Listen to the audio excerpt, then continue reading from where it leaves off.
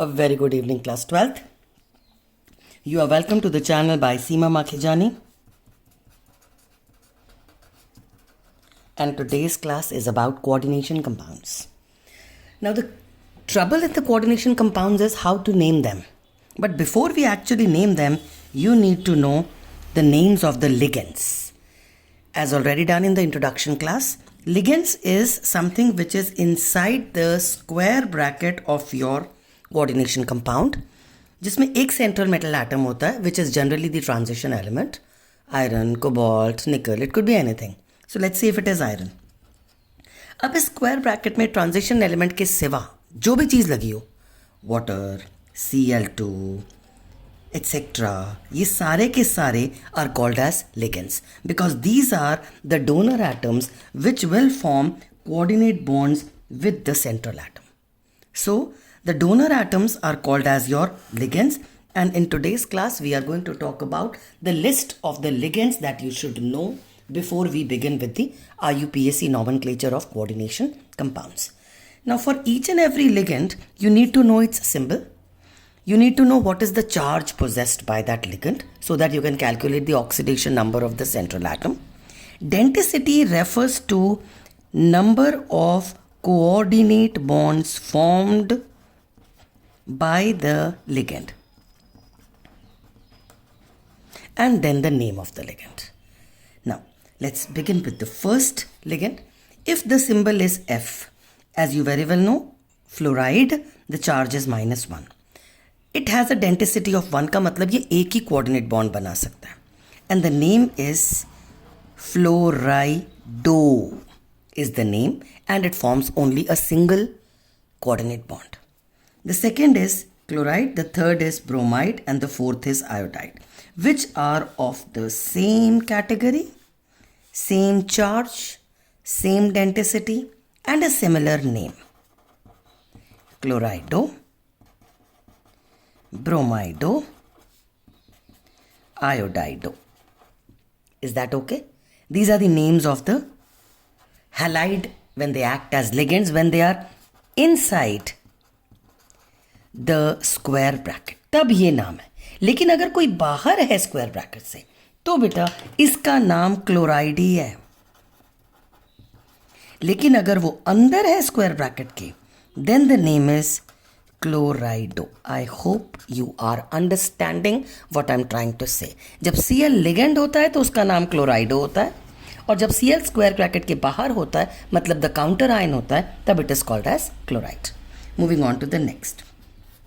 SO4 हम सबको पता है सल्फेट होता है, उस पर चार्ज -2 होता है, पर वो बॉन्ड अभी भी एक ही बनाता है और उसका नाम है सल्फेटो.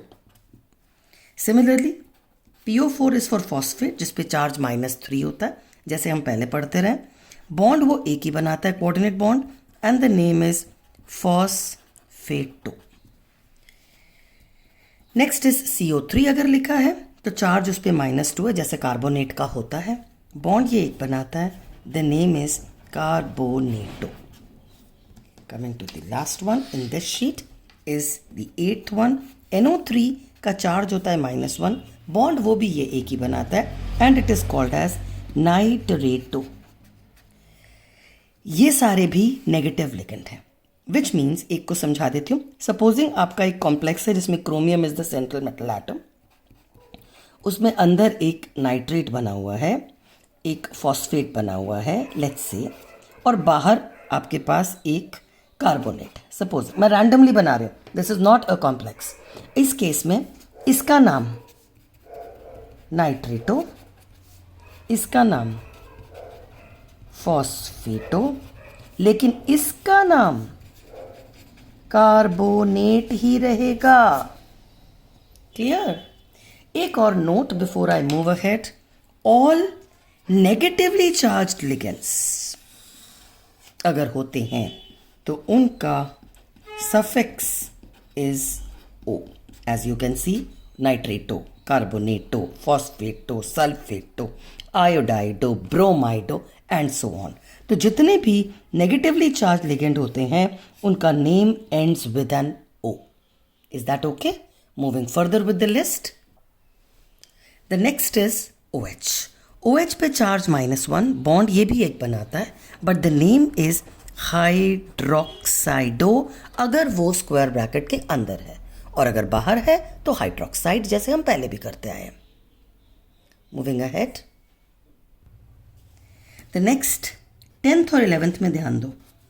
CN दोनों में वही है, लेकिन अटैचमेंट का फर्क है. अगर बॉन्ड वाया C है तो उसको CN लिखते हैं, चार्ज -1 होता है, बॉन्ड ये एक ही बनाता है, and it is said to be cyanido. लेकिन अगर वही NC लिखा हुआ हो ब्रैकेट के अंदर तो भी चार्ज -1 ही है, बॉन्ड ये भी एक ही बनाएगा, but it is called as isocyanido. अब इसको समझा देती हूँ एक बार. साइनाइड इज CN-, 3 बॉन्ड यहाँ बनते हैं, माइनस चार्ज है, कार्बन को नेगेटिव चार्ज दे देते हैं, तो कार्बन के पास आउटर शेल में 4 की बजाय 5 इलेक्ट्रॉन्स हो गए. Nitrogen has 5 electrons in the outermost shell, तो it has 1 lone pair, this also has 1 lone pair, and there is a negative charge. अगर ये बॉन्ड कोऑर्डिनेट बॉन्ड C से बनाता है तो we call it as सायानाइडो.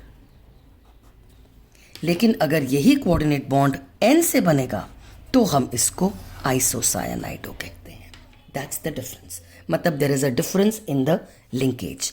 For example, I have a complex, let's say I have it for निकल, ऐसे लिखा हुआ है, तो इसका मतलब इसमें बॉन्ड C से है, तो the name will be tetra cyanido, 4 बार सायानाइडो.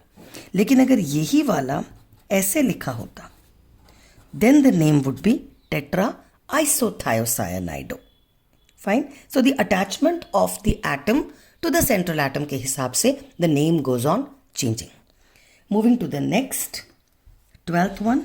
अगर NO2 लिखा है का मतलब N के थ्रू बॉन्ड बना है, चार्ज -1 है, बॉन्ड ये एक ही बनाता है, the name is nitrito N because it is forming a bond with N. लेकिन अगर वही चीज़ ONO लिखी हो का मतलब बॉन्ड O से बन रहा है, चार्ज वही -1 है, डेंसिटी वही, मतलब एक ही कोऑर्डिनेट बॉन्ड बनता है, but it is named as nitrito O. Fine. These two are said to be ambidentate ligands. These two are also ambidentate ligands because they can bond via any of the 2 atoms in it. Coming to the 14th and the 15th is again a pair of ambidentate ligands.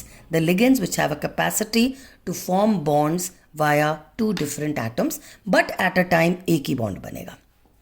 इस case में the bond is via S. Charge is -1, एक ही bond बनता है इससे, and it is called as thiocyanate. इसका भी charge -1, bond एक ही बनता है, इट इज कॉल्ड एज आइसोथियोसायानेटो. ध्यान से फिर से देखो. Since all of them have minus charge, their name ends with an O. तो all the ligands which have got a negative charge, the names end with the O when they are acting as a ligand. Moving to the 16th, 17th, 18th and 19th. These are ligands with no charge. तो नाम भी O से नहीं and होगा, but they are unidentate का मतलब एक ही बॉन्ड बनाते हैं, and they have special names. Water is called as aqua. CO is called as carbonyl. NH3 is called as amine. It is with a double M. NO is called as nitrosyl. तो ये है special ligands with 0 charge. तो नाम O से तो end नहीं होगा. They will not have a suffix O.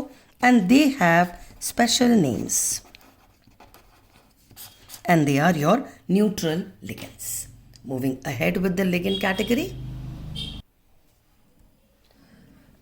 this one is your 20th example of the ligand. सिर्फ En लिखा है. इस En पे चार्ज तो बेटा 0 है, लेकिन डेंसिटी 2 है. ये 2 बॉन्ड्स बनाता है। पहले I just give you the name. Common name में कई बार ethylene डायअमीन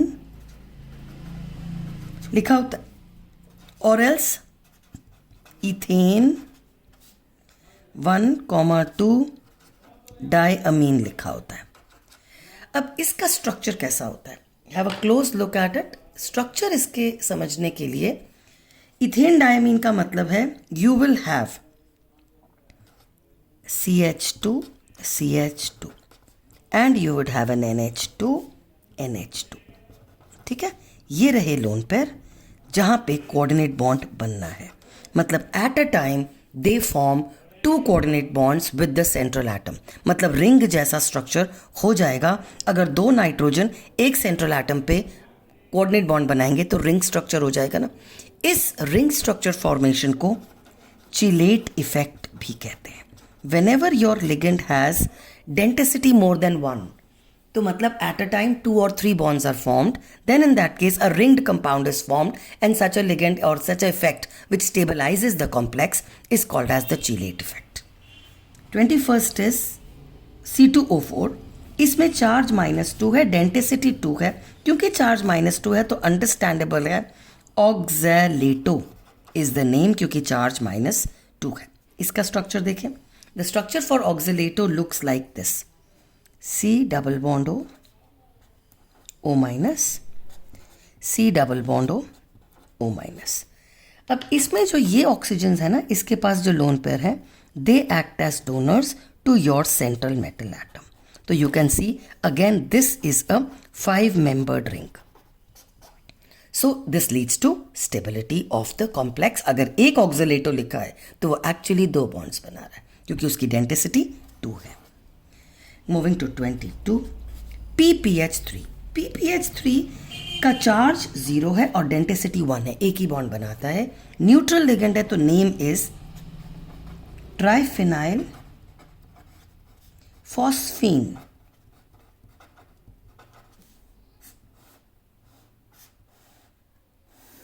fine, it's a neutral ligand. Triphenyl phosphine के स्ट्रक्चर के बारे में बात करें, एक बेंजीन, एक और बेंजीन, एक और बेंजीन, हो गए ट्राइफिनाइल। एंड फॉस्फीन मतलब एक फॉस्फोरस, एक बॉन्ड एक बॉन्ड एक bond.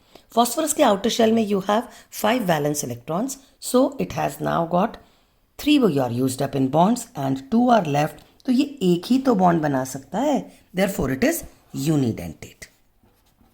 23rd is nothing but pyridine. It has got a charge of 0, neutral ligand है, and it forms just 1 bond via the nitrogen and it is called as pyridine। और उसका structure भी simple है, nitrogen के साथ heterocyclic ring है जिसमें ये रहा लोन पेयर जो कि बॉन्ड बनाने में काम आता है, the coordinate bond. 24th is CH3CH2। This is again has no charge, एक ही बॉन्ड बनाता है, that too via the lone pairs of nitrogen। It is called as methanamine। कुछ books में you will also find that it is written as methylamine, so it remains the same। Of course I say this is a better IUPAC name to it। Okay, so in old editions you might find that methylamine is the name। Coming to the last and a special ligand called as EDTA 5।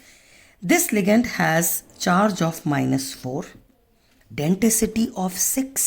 मतलब अगर एक अकेला EDTA लिखा है तो coordinate bonds 6 बनेंगे and it is said to be a hexadentate ligand. The name is